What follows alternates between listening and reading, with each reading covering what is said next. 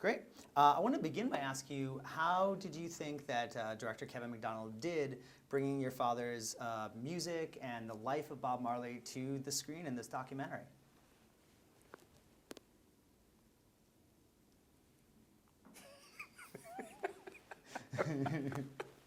Did you enjoy the documentary? Yeah. Let's start with that. Did you like it all? Did you see the documentary? Yeah. I like doing that to Robbie. You know, Robbie. He's waiting for me to answer. I'm waiting for him to answer. Come on, Robbie. No, but I mean, either one Kevin of you, did a great job. He did a great job. You know, when we met Kevin and we spoke about the idea for the film, you know, the reason why there's a delay in answer because I was intimately involved with the film. Right. And Robbie wasn't. You know, I was like on hands-on.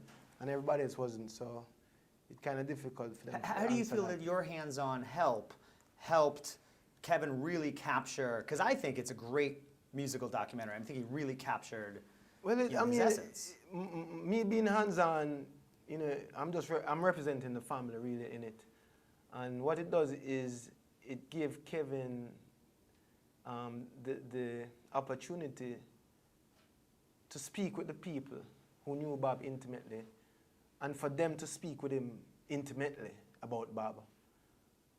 Without us being involved, that would be a little bit more difficult for him to get out of the people the truth and the facts that he got out of them if we weren't a part of that. You know, it would be very difficult. Did you have any reservations or objections at first when you heard that they wanted to make a documentary, that Kevin wanted to make? Did you have any concerns? No, Kevin didn't. It wasn't Kevin who wanted to make a documentary. Okay. It was after we were there from the beginning. So it wasn't like somebody making a documentary and came to us.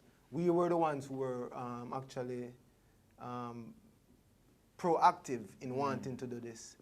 So, and why was that? Why did you want to have a film of your father? Well, when the idea was put into my mind, a friend of mine came over and said, "Hey, what do you think about doing a definitive?" I was like, "Yeah, good." But I always wanted to be a part of something about my father, about our father, that we were involved with, because a lot of things have been done. I've never read one of those books that was written by whoever.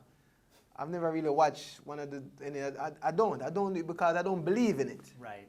You know, this is something I can believe in because I know I was involved and the family was involved. I can't really believe in this because it's coming from the source. And so that's why I wanted to do it. It was time that we did something about our father that we were doing. You mentioned there's other books and there's other things. What do you think is maybe the biggest misconception about your father that this film perhaps explains or writes? Well, I tell the person before you that the biggest misconception is that everybody think them know Bob Marley. Everybody think them understand Bob Marley. Even some guy that met him once or twice is like the biggest Bob Marley authority and all of this stuff. But they probably know one side of Bob. But the side that we know and that the people who intimately know him, that knowledge is only with us. You can't know Bob just by researching or speaking to, you know, you have the people in this documentary are the intimate people that know Bob. This is the real thing. There's a really, I think, strong and poignant moment towards the end of the film. Your father's giving a concert and he brings two opposing political fractions together. Do you know the moment I'm talking about? I was just curious, you know, do you feel that he knew what he was doing, that he was somewhat maybe naive about it, or? I fell asleep. You did that at the concert? In the movie, or no, in that concert? In that concert. I was asking Robbie where he was, because we were all there as kids at the concert. Did he know what he was doing politically? Did he know what an impact he would have on? I don't know if he thought about it in that way, but it was a pretty serious move, and a move that cost a lot of lives too, you know, because the same guys that came to Bob and supported Bob in that move, they were killed. Right. Yeah, you know what I mean? So it was, for all of them that were involved, including my father, it was a serious revolutionary thing. It was showing that the politicians are not the one with the powers. That's what it was showing them. And I think that I think if you look on it, you can see like them kind of, like who is this guy calling us? Who is he to call us up, Right. to put us to, who is this Rasta weed smoking reggae music? Who is him? Who is he?